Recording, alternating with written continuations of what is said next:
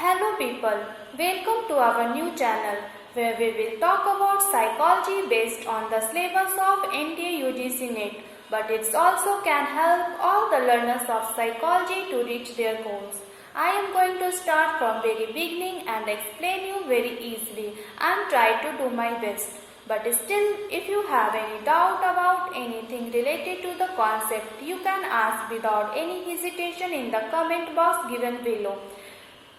We are going to learn about the very interesting chapter learning. So let's learn something new together. आज हम learning theories के बारे में बात करने जा रहे हैं। ऐसे तो कई मनोवैज्ञानिकों ने अपने अपने अलग अलग कई लर्निंग के थ्योरीज दिए हैं, लेकिन मोटे तौर पर इसे हम दो भागों में बांट दिए हैं। पहले थ्योरीज को क्या कहते हैं, स्टिमुलस रिस्पांस थ्योरीज या एसआर थ्योरीज, और दूसरी थ्योरी को स्टिमुलस थ्योरीज और एसएस थ्योरीज कहते हैं। स्टिमुलस रिस्पांस थ्योरीज को समझने के पहले यह जानना बहुत ही जरूरी है कि स्टिमुलस किसे कहते हैं। ऐसी कोई भी वस्तु, घटना, परिस्थिति, पर्यावरण, कोई भी ऐसी चीज जो आपसे रिस्पांस उत्पन्न कराए उसे हम स्टिमुलस कहते हैं। इसे हम एक एग्जाम्पल द्वारा अच्छी तरह समझ सकते हैं। जैसे कि एक बच्चा अपने घर के बाहर खेल रहा है और उसके पापा उसे पुकार लगाते हैं, तो वह बच्चा अपने पापा की आवाज़ सुनकर तुरंत ही अपने घर में जाता है। तो यहाँ पे क्या हो रहा है, पापा की जो आवाज़ है यहाँ पर एक बच्चे के लिए स्टिमुलस का काम कर रही है, क्योंकि इससे उसमें एक रिस्पॉन्स उत्पन्न हो रहा है और वह अपने पापा के पास जा रहा है।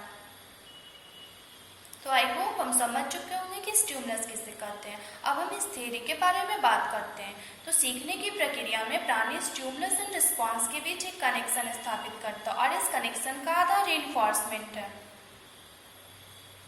अब हम बात करते हैं कि रीइंफोर्समेंट किसे कहते हैं। रीइंफोर्समेंट एक ऐसी चीज है जो आपको रीइंफोर्स करे, आपको उत्तेजित करे कोई भी काम करने के लिए। ऐसे जिसे हम दो भागों में बांटते हैं। रीइंफोर्समेंट के दो प्रकार होते हैं, जिसे positive reinforcement and negative reinforcement कहते हैं। पॉजिटिव रीइंफोर्समेंट के एग्जाम्पल में प्रशंसा या पुरस्कार आते हैं और नेगेटिव रीइंफोर्समेंट के एग्जाम्पल में दंड आते हैं। तो पॉजिटिव रीइंफोर्समेंट में यह होता है कि प्राणी जब पुरस्कार पाने के लिए कुछ करता है तो वह पॉजिटिव रीइंफोर्समेंट हुआ, और वह जब दंड से बचने के लिए कुछ काम करता है तो यह भी पॉजिटिव रीइंफोर्समेंट हुआ।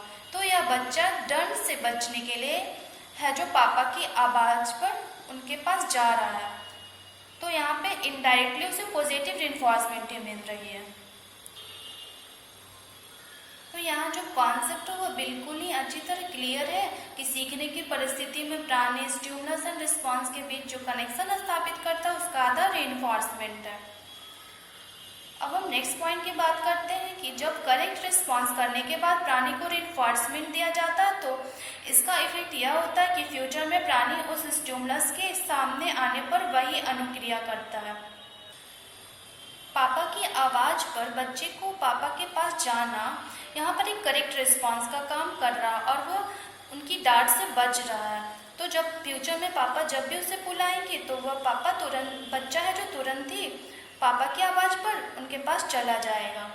यही कारण है कि इस सिद्धांत को स्टिमुलस रिस्पॉन्स इफेक्ट थ्योरी या रीइंफोर्समेंट थ्योरी भी कहा जाता है। स्टिमुलस एंड रिस्पॉन्स के बीच जो रीइंफोर्समेंट है वो एक इफेक्ट का काम कर रही है।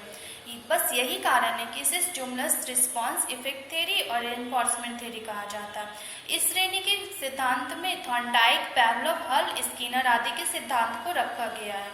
और कुछ लोगों का मानना है कि स्टिमुलस एंड रिस्पॉन्स के बीच सामीप्यता का आधार स्टिमुलस एंड रिस्पॉन्स का संबंध स्थापित होता है।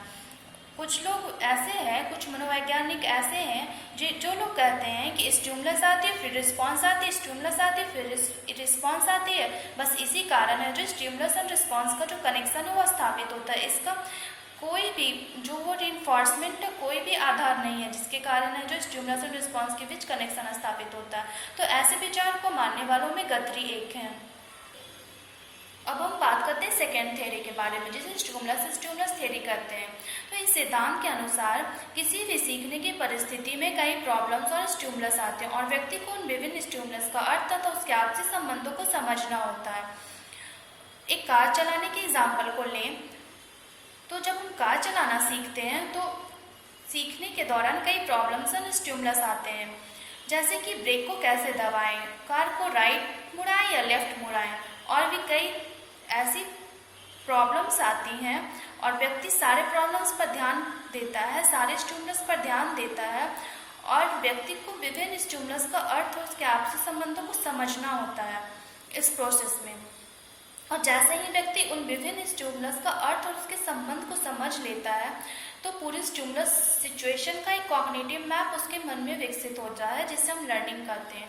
जो वो सारी परिस्थिति को समझ लेता है कि कैसे हम ऐसे करेंगे तो राइट होगा और ऐसे करेंगे तो रॉन्ग होगा, और वह जब सारी परिस्थिति को समझ लेता है तो उसके मन में एक मैप जैसा बन जाता है जिसे हम कॉग्निटिव मैप कहते हैं।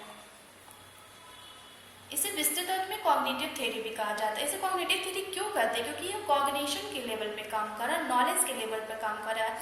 हमें सारी चीज़ों को समझना है एक नॉलेज के लेवल पर कि हम कार चलाना कैसे सीखते हैं। इस श्रेणी के सिद्धांतों में टोलमैन, कोहलर एंड कोफका के सिद्धांतों को रखा गया है। So thank you for watching. To learn more, we will provide you more videos ahead. Thank you very much.